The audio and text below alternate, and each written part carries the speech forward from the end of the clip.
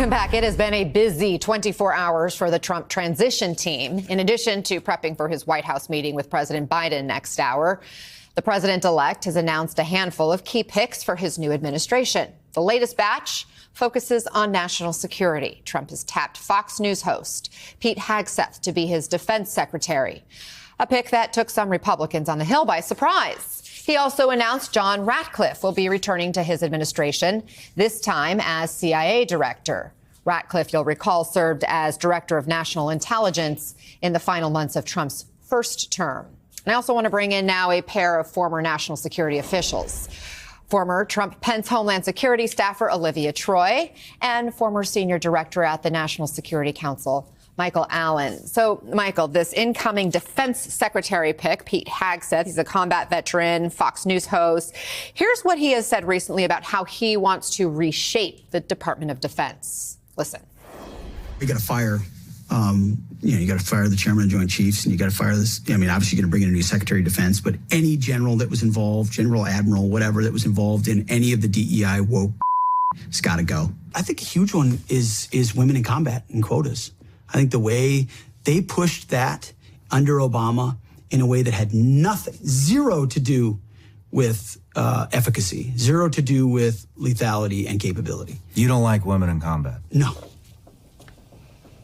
So it appears that at least one of his priorities is fighting this internal sort of culture war at the department. What message does that send to allies and adversaries? Well, the message I think they should receive is that Trump, of course, is an unconventional president, and he's gone for an unconventional pick. Trump purposefully wants someone that's disruptive. He doesn't want to draw on someone from the defense establishment. His experience, right or wrong, in the first term was that his first national security cabinet had their own policy preferences in mind rather than Trump's priorities. So I think this is something Pete Hegseth is going to have to stand in front of the Congress, stand in front of the media, explain himself. Right now, we know he's a decorated veteran, and he's an Ivy educated, Ivy League pedigreed person. And look, the way our Congress works, all of these issues that may arise about what he said in the past will be surfaced and thoroughly audited. And Olivia, we just have some news in right now. The transition team confirming that Stephen Miller and Dan Scavino will return to the White House with Trump. You spoke earlier about how border czar Tom Homan, had some concerns of yours. What's your reaction to Miller's official return? Well, I think we are very clear on who's going to be running policy across the board. And in that role, I have no doubt that he will be overseeing the entire policy apparatus, whether it's the National Security Council and throughout the federal government. This is something that he really aspired to do. This is something that he worked very hard to do during the first Trump administration, except now he's been granted the official reins and role. NBC is reporting that Trump is planning to purge top Pentagon officers, and the Wall Street Journal is now reporting that Trump's team is considering a plan to create a board of retired service members who could recommend the firing of generals. Michael, what do you think about this idea of a review board, and what would the dismantling of people in the military currently, especially in those leadership positions, mean?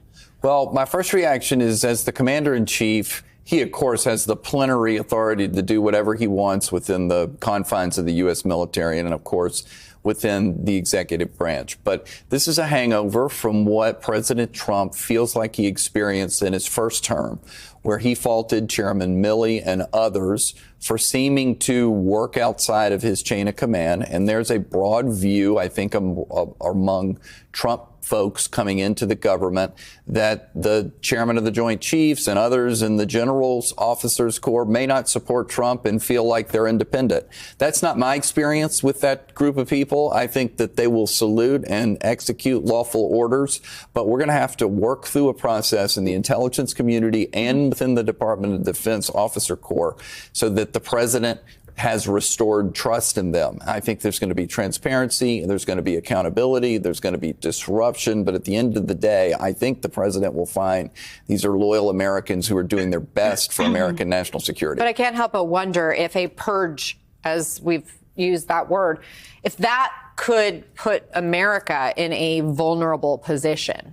It would depend on how broad it would be and under what grounds people were being purged for. But I think when they look at the General Officer Corps, they're going to find that entire generations were not sort of spiked with DEI and are not working for a sort of climate agenda. Some would have been. Some of that's honestly from the Biden political appointees, not so much the General Officer Corps. So I think once they look into this, once they get more comfortable, and that's why Pete Hegseth, he has the president's trust. Yeah. And if Hegseth looks at it and says it's going fine, or we only, had to take the following actions, that might be good enough. And we can get down to the business of securing the country from national security threats. Olivia, I want to ask about another pick, John Ratcliffe as CIA director. As you know, he was Trump's director of national intelligence in 2020. And January 6th witness Cassidy Hutchinson testified that as DNI, Ratcliffe wanted nothing to do with Trump's post-election scheme and advised White House staff not to go along with that. Does it surprise you Trump would bring him back after that? And does it give you any reassurance?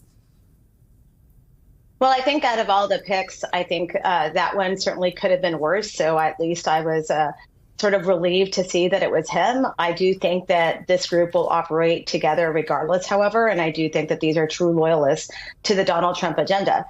I will go back to something, though, about following the rule of law here. I mean, and the Pentagon. What really concerns me about that, Anna, is the fact that this is someone who's going to be at the helm of people who do serve in a nonpartisan way. This is someone who has personally chosen to go on talk radio and on podcasts that are with right-wing conspiracy theorist people that are completely out there in the right-wing agenda. And so I question that type of personality and their loyalty to the Constitution when they decide to go on fear-mongering channels like that and the type of leadership they're going to exhibit before the world.